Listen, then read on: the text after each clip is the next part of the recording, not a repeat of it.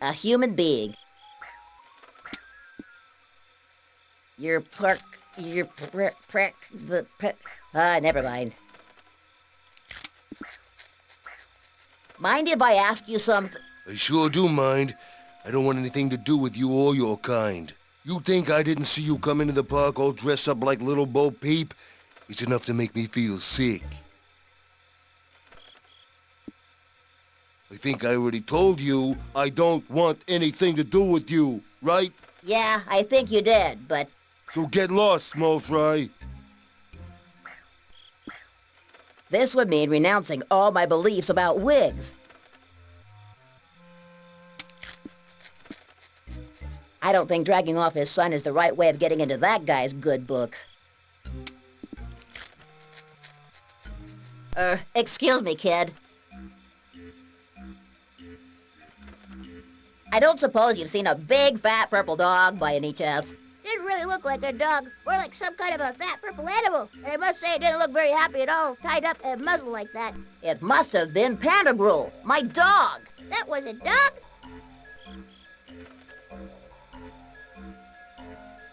Did you see where they were taking him? I have absolutely no idea. I saw it out of the corner of my eye while we were feeding pistachios to the beast. I think that the crazy guy who was carrying it slung over his shoulders went that way. Isn't that right, Dad? I honestly don't remember, Timothy.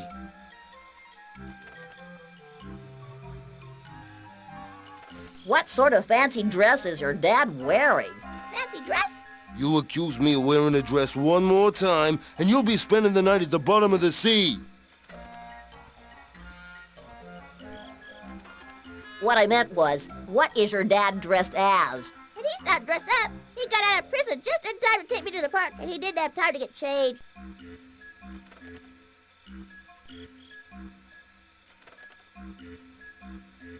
Is there anything worth seeing in this park? The pirate ship and the Martians are great. I would have liked to see the castle too, but it's not open to the public.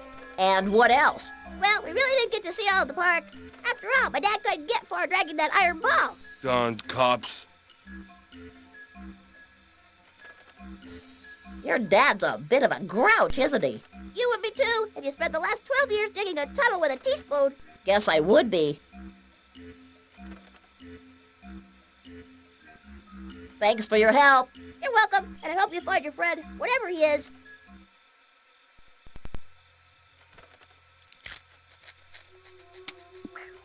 Come on in and see the bearded lady. Your wife will look better to you when the show's over.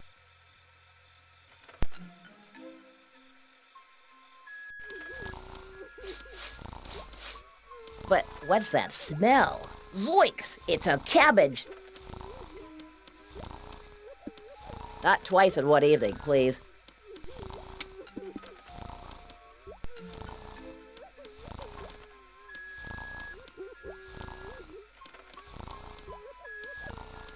You know, it was always my dream.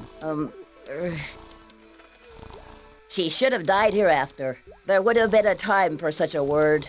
Tomorrow, and tomorrow, and tomorrow. Creeps in this petty pace from day to day to the last syllable of recorded time. And all our yesterdays have lighted fools the way to dusty death.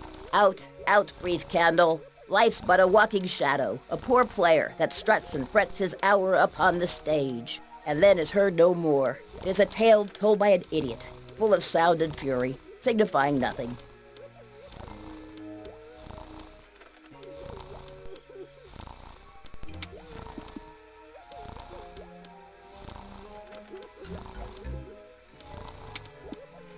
Ah, a cabbage.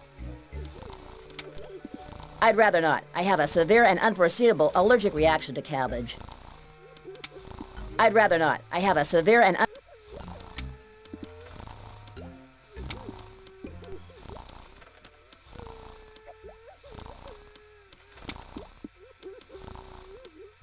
Mother always used to say, if you can't think of anything nice to say, don't say anything at all. That would be a senseless waste of energy. It's sure to be too deeply stuck on this stage for me to pull it out.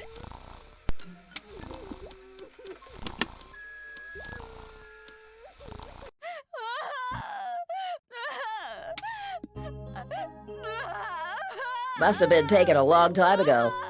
Hey, but that's James, the giant dwarf. Wow, I used to love his show when I was a kid. Who stole the cookies and blamed it on me? It was James. Who's he?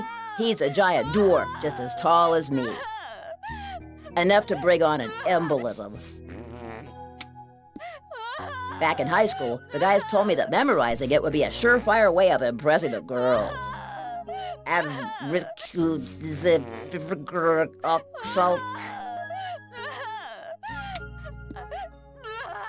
Ah, come on, miss, don't do that.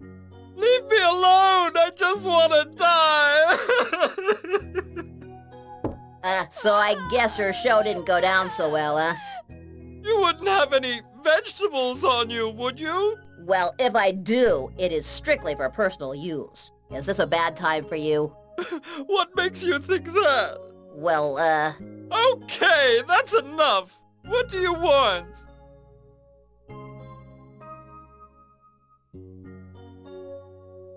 Do you mind if I ask you what the matter is, miss? I just can't handle the loss of my feminine grace. When people look at me, they see a man in a skirt. No one understands that inside, I'm still the sweet little girl I once was.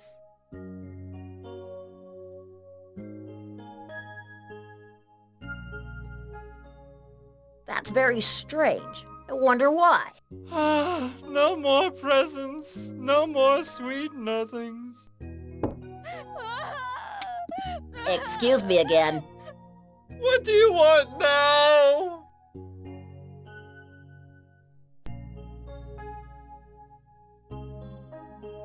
Is there any way I can help you? If you want to do me a favor, just leave me alone, me and my women's problems.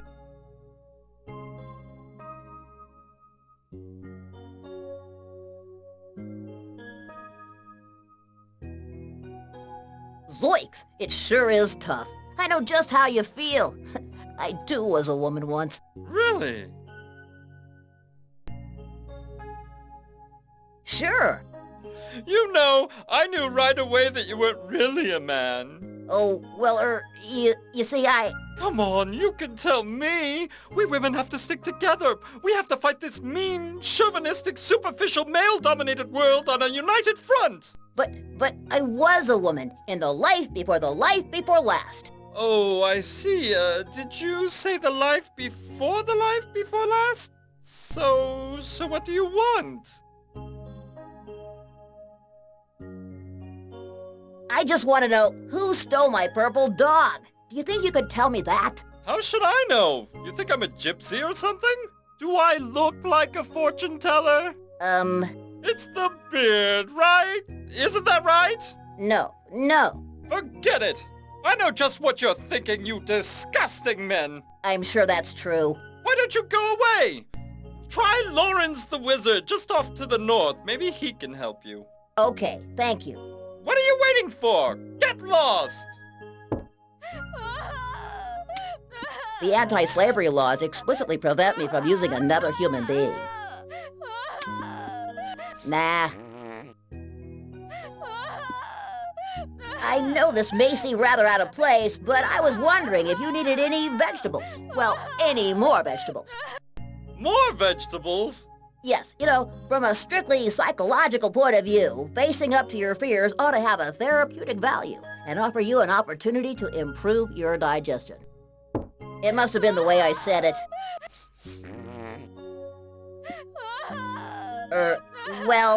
I know these vegetables too, sort of, but here, these are for you.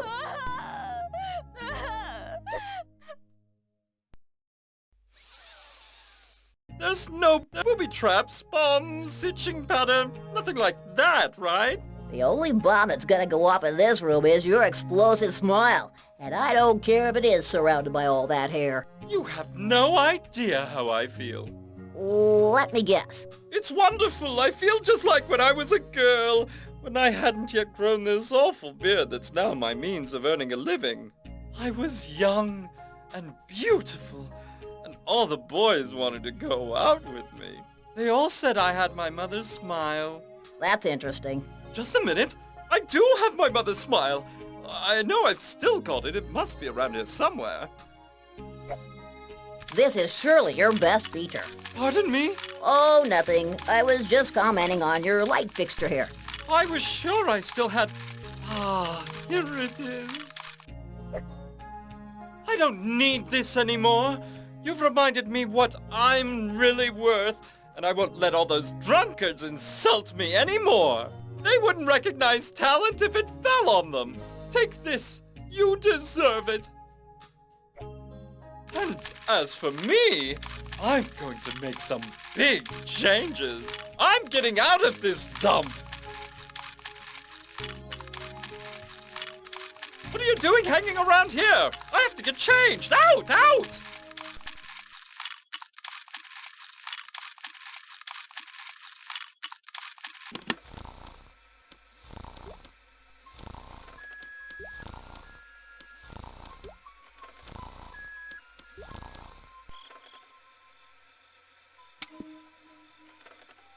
Contains dirty Kleenex and miscellaneous partially digested objects. I see why even the garbage man won't do it. It looks like there's an 18th century harpsichord down there under all that trash.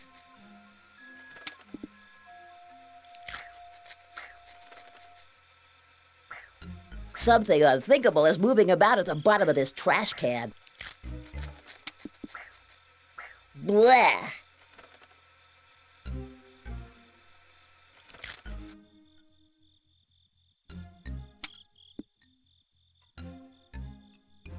Excuse me, Sonny. My name's Tony Tough, and it wasn't me. I didn't do it on purpose, honestly. I swear, I'll never do it again. I hope it's not my breath again.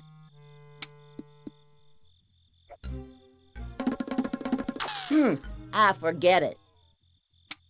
Just a bunch of deranged clowns. A few perfectly good cream pies gone to waste. That's about all. Good going, guys. Great shot. Hey, guys, it's kind of scary when they look at you like that with juggling a cream pie in one hand, isn't it? Hey, you only just missed. Better stay out of their way. Those clowns are armed and dangerous.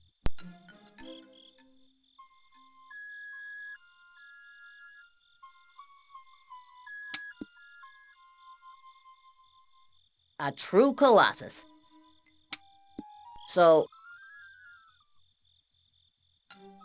And since then, I've learned how important it is to use my spleen.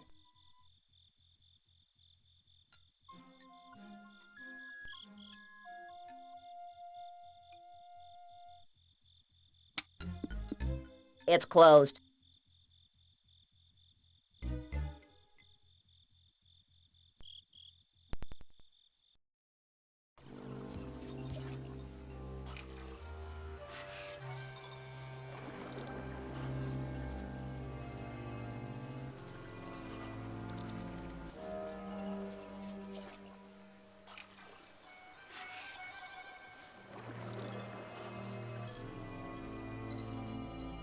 Better update my notebook now. Let's see.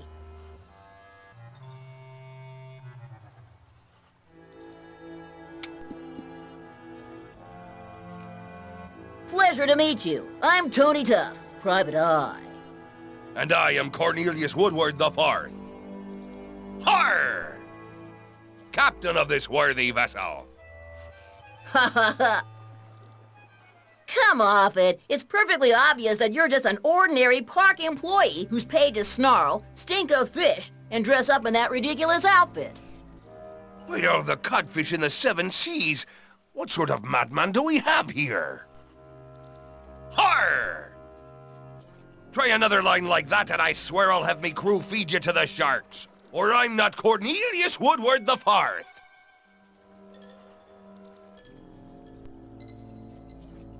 Ah, come off it. There's no sharks around here. The only sort of attack I'd be worried about if you threw me overboard here would be an attack of E. coli. Oh, I'm a failure.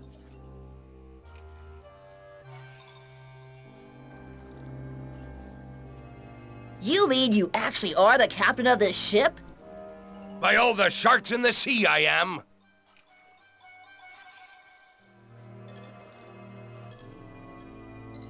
But if you truly are the ship's captain, why are you here entertaining passers-by instead of roaming the Caribbean in search of adventure?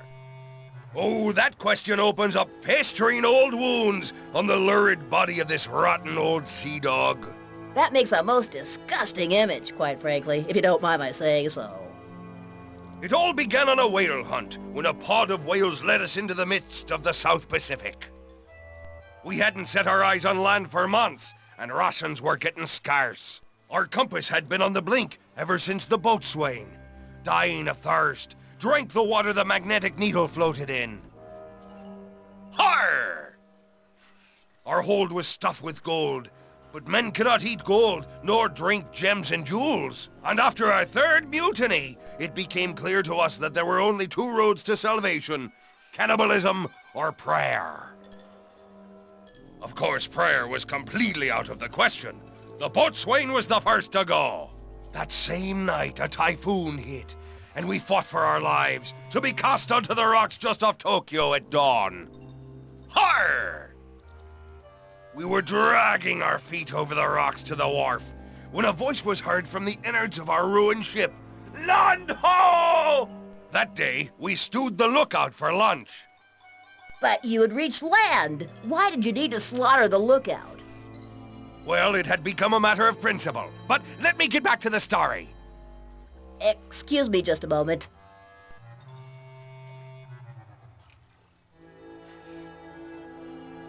Oh well, it's just that I thought, oh never mind, carry on with the story. When we got into town, we found a shipyard where we could get our sailing ship repaired. I spoke to the shipwright myself, and when he had heard our story, he assured me that our assaults and incursions would yield us a greater profit safely if we had our radar system installed. Har! I didn't hesitate. I gathered together all the gold in the ship's hold to pay for the repairs, and asked the surviving members of the crew to make one more sacrifice, contributing everything they owned. It was the only way we could afford it, but in the end, our ship was just like new, equipped with 6 brand new radar screens. We went right back to prowling the seas in search of bounty, but things didn't go quite the way we'd hoped they would. That idiotic radar system didn't get a single hit right. I guess it was faulty. The crew couldn't even manage to set it on fire! Har! If I ever meet that Jap again, I swear I'll... But we haven't got to that bit yet. Ah, right. We didn't manage a single crummy assault. And there we were, me and me useless crew, starving to death again. But with 6 brand new radar screens on board. That was when the guy who runs this fun fair brought us up and set us up in here as a new attraction for his park. And as for the rest, well, you can see for yourself.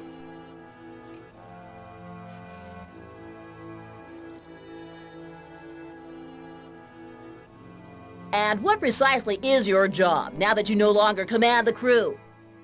I wish you hadn't asked that. Too late. Well, I snarl for a living, and pose for souvenir shots with the tourists for spare change. Har! That really is a great snarl, though. So, I guess you're here for a snapshot with the great Cornelius Woodward IV?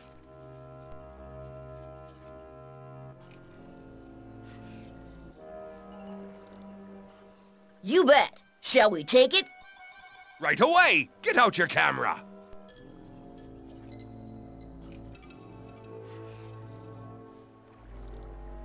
I'm afraid I don't have it on me, but if you don't mind, we can go over to the photomatic machine over there. Just a handful of change and... Try just one more joke like that and you'll be pushing up grass. Pushing up grass? Yeah, from underneath the roots. Har! On second thought. Good. So if you're not here for a photo, what the devil are you here for?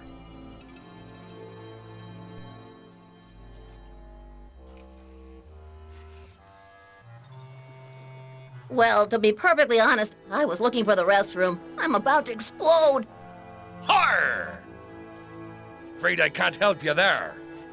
Ever since I was gored through the bladder while refereeing a cockfight tournament, I relieved myself by simply... lifting. Well, maybe it would be easier if I just showed you how. Oh, no. Don't trouble yourself. That's all right. Thank you. So, is there anything else? Or can I get on with me life without having to hold me nose to block out the smell of your aftershave?